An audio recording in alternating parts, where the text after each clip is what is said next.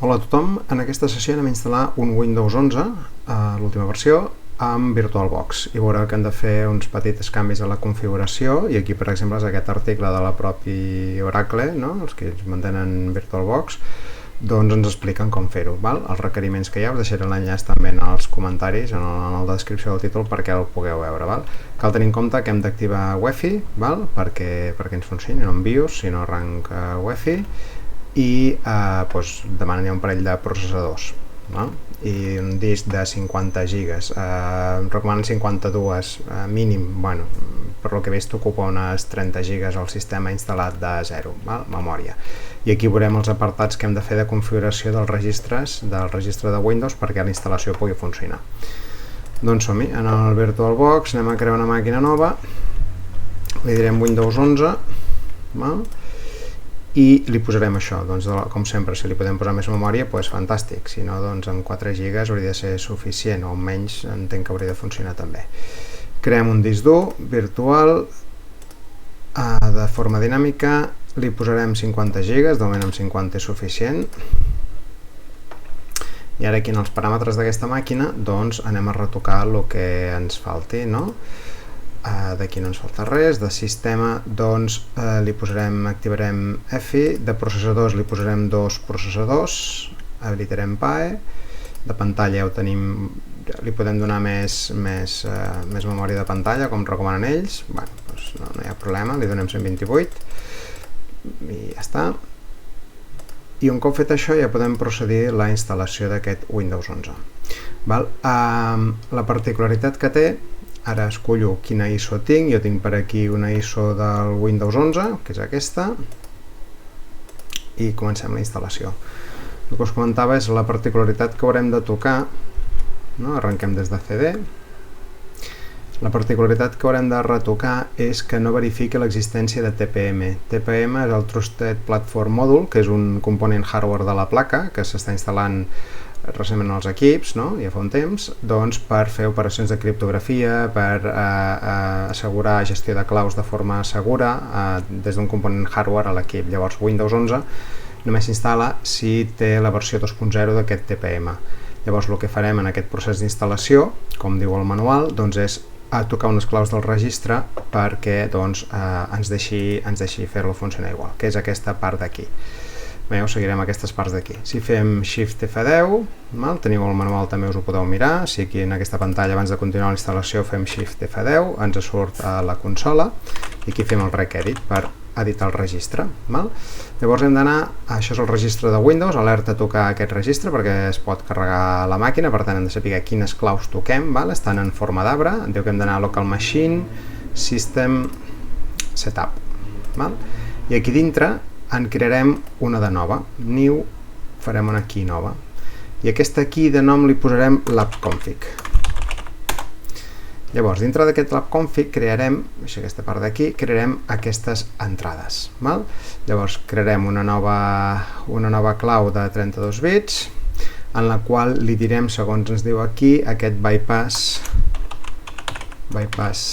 TPM check, que seria aquest control que us comentava. Li canviarem el valor a 1, que això és que s'activa. En crearem una de nova, aquí, New The Word 32, que és la segona que ens diuen, que és Bypass RAM Check, és a dir, que encara que ho fem amb menys RAM no ens hauria de donar problemes. A 1, i farem el mateix amb el Secure Boot. New The Word 32 bits, Bypass Secure Boot Check. Això és el que us deia, hi ha plaques que si no està habilitat, o sigui, si no està habilitat aquest boot segur, aquest arranc segur, doncs tampoc ens deixa que funcioni el Windows. Per tant, un cop hem afegit aquestes 3 claus i ens queda configurat en l'arbre, que aquí també en l'article ens diuen que ens ha de quedar així d'aquesta forma, que veiem aquí dalt, com ho tenim nosaltres, doncs ara ja puc tancar d'això, puc sortir d'aquí, de la consola, i començar el procés d'instal·lació. El procés d'instal·lació és molt similar al de Windows 10. El que és important és que configurem bé, jo l'instal·lo sempre en anglès, si voleu altres idiomes, doncs altres idiomes. El que és important, com sempre, és que el teclat sigui Spanish International Sort, aquest d'aquí, un cop tenim això, anem a fer la instal·lació del sistema. Ara ja us dic aquesta part d'aquí que ens explica l'article, una vegada hem fet aquesta configuració inicial, doncs ja en principi no ens fa falta més. Us deixaré també un enllaç on s'explica bastant més bé què és TPM, no? La funcionalitat que té i el per què doncs, el Windows 11 ens ho demana. Us posaré aquests dos articles enllaçats en els comentaris del vídeo. Aquí hem de dir que no tenim clau del producte, farem servir aquesta versió per provar i per aprendre. Instal·lem sempre la Pro, perquè després si l'hem d'unir un domini o hem de fer funcions més avançades no ens donarà problema. Si agafem una Home ens la pot donar. Acceptem els acords i ara aquí el que farem és un Custom Windows, que és instal·larem. Llavors fixeu-vos, aquí ens diu que hi ha d'haver 52 gigas, amb 50 funciona. No farem cap partició especial, que tot estigui en una única partició del disc. Li donem a Next i ara ens comença el que és la instal·lació del propi Windows. Aquí ens ha acabat la primera part d'instal·lació, ara li fem un reboot.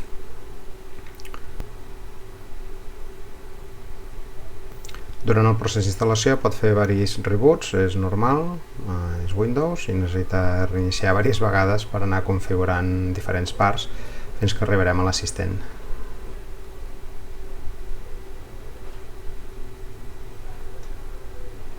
Aquí comença la part d'instal·lació del propi assistent del Windows. Estem Spain. Veieu que el look and feel és diferent de la versió de Windows 10, però al final més o menys està fent el mateix en el procés d'instal·lació. Ara hem de posar-li el teclat que toqui, per tant li posarem un Spanish. No li volem afegir cap segon perfil de teclat. Ara està buscant actualitzacions, suposo que les més bàsiques. Fixeu-vos que en cap moment li hem dit la configuració de xarxa, per defecte és una configuració NAT, que per tant té sortida a internet a través de la màquina física. Per tant, ara, com veiem aquí en l'icona de xarxa, doncs està, suposo, buscant les actualitzacions més crítiques o les que necessiti instal·lar primer. I aquí l'assistent final de configuració. Podem posar un nom al dispositiu, podem posar PC Windows 11 o es pot deixar Skip for Now, ho deixem sense especificar. Es fa un altre reboot encara, suposo per canviar-li el nom de l'equip. Aquí és escollir per ús personal, farem la instal·lació bàsica sense unir-la de moment a cap domini d'empresa ni res. Llavors aquí és important no, almenys en la part de proves en la que estem, no vincular-ho a cap compte Microsoft, sinó que anirem aquí a les opcions d'autenticar-nos i farem una offline account. Això el que permet és que creem un usuari local. Ens diu que sí, que està molt bé si vols una compte de Microsoft, li diem que de moment no, i ara aquí ens deixa posar el nom del nostre usuari que crearem local, una contrasenya associada. Ara fixeu-vos que no estem utilitzant cap compte de Microsoft ni res. Aquí hi ha les tres qüestions que no ens deixen passar per alt. Jo les poso així a l'atzar, no passa res. Si vosaltres voleu mirar amb calma, doncs poso Jordi a totes i ja està. Hem d'escollir 3 preguntes. Per aquestes preguntes, si haguéssim de recuperar el compte, és possible que el sistema ens preguntés per una d'aquestes 3 preguntes, la resposta d'una d'aquestes 3 preguntes de seguretat que hem configurat.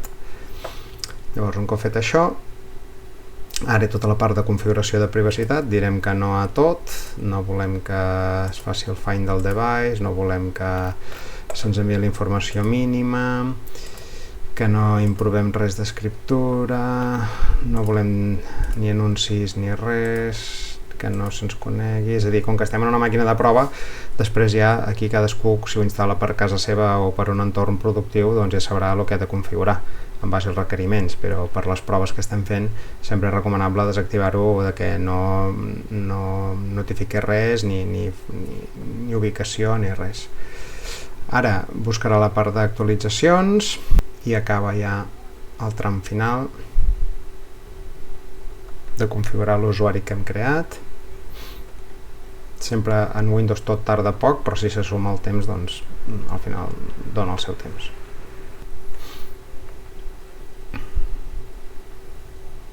Ja sembla que tenim aquí l'escriptori Windows 11 amb el nou look and feel Windows 11. L'última cosa que farem és instal·lar-hi les Guest Editions del VirtualBox. Anem a dispositius, inserem el CD de les Guest Editions i el mateix.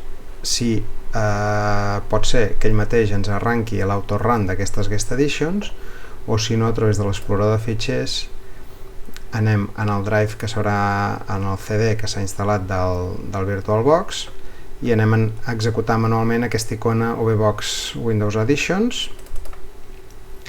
i ens farà la instal·lació de les Guest Editions. Diem que sí, que confiem en tots els passos d'instal·lació. Ho instal·lem tot.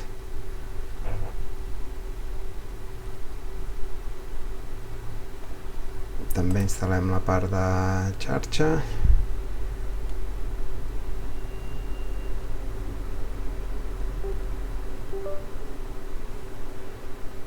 I ara ens demana fer un reboot, farem el reboot de la màquina. Aquí tenim la pantalla de login amb l'usuari que hem creat.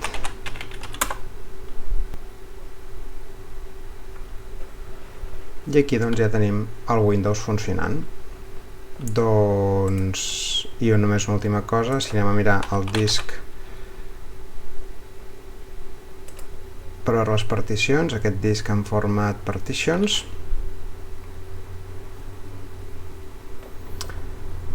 doncs veurem aquí les diferents particions que s'han instal·lat, és a dir, la que tenim aquí és la partició EFI on guardem la informació per arrencar amb UEFI del boot del sistema.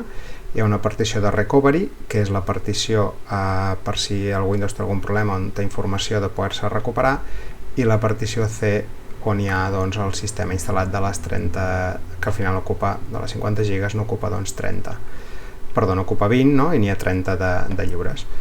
I així tenim ja el Windows 11 funcionant. Espero que us sigui útil. Moltes gràcies.